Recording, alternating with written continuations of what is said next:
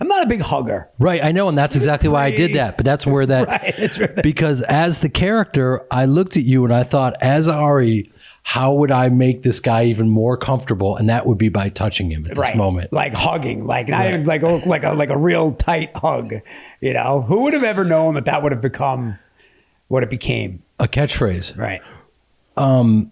Yeah. I mean, that's one of the crazy things. Is like we were just on this little set, you know, doing our thing totally under the radar, not getting ahead of ourselves, not thinking how it would be received in any way, shape, or form. Well, hindsight is 20/20, right? But at the time, what did we really know? I mean, to take it back a step further, it was like people will say, but we were doing a pilot. I've done 8,000 pilots. Right. I just knew, because we were surrounded by Sex and the City and The Sopranos, and HBO at the time was the only game in town where you could swear and, you know, really do a show that's edgy. So I knew that, and I knew that Chris Albrecht wanted to be in bed with Mark Wahlberg. It's a very strange subject. It's a very strange sentence. That's a different podcast. Yeah, it's a different. That's a totally different podcast, which would get much better numbers. So I knew that. Listen, I think you and I had been in a bunch of stuff before that, you know, and we know that doing work that might possibly be interesting isn't enough. Right. You need to be lucky. And I never had luck like that. And part of the variable is that they really want to be in business with Wahlberg. Right. You know what I mean? So we kind of got lucky. Yeah. I mean, I hear you. It was not before, like I think a year before that, I did a pilot. It was called Sam's Circus. It was for CBS. It was everyone's seen it. It was a World War II pilot. And I whatever, a dog will have a heart attack when I say this. It's the best pilot I've ever done. Wow. In terms of a pilot, it was cinematic. It was World War II, and this is coming on the heels of Band of Brothers. And when that didn't get picked up, I just said, listen, any of the logic is out the window of, well, CBS is looking for our drama, whatever it is.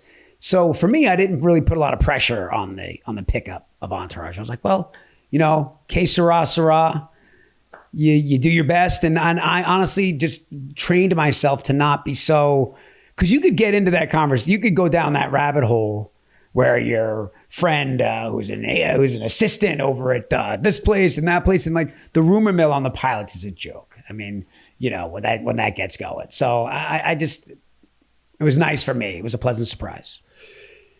Yes, and yet I just felt like also because of the subject and people's fascination with the backstage life of performers, I just knew that we had a shot. Right. And because we had so many, it was just, it's interesting.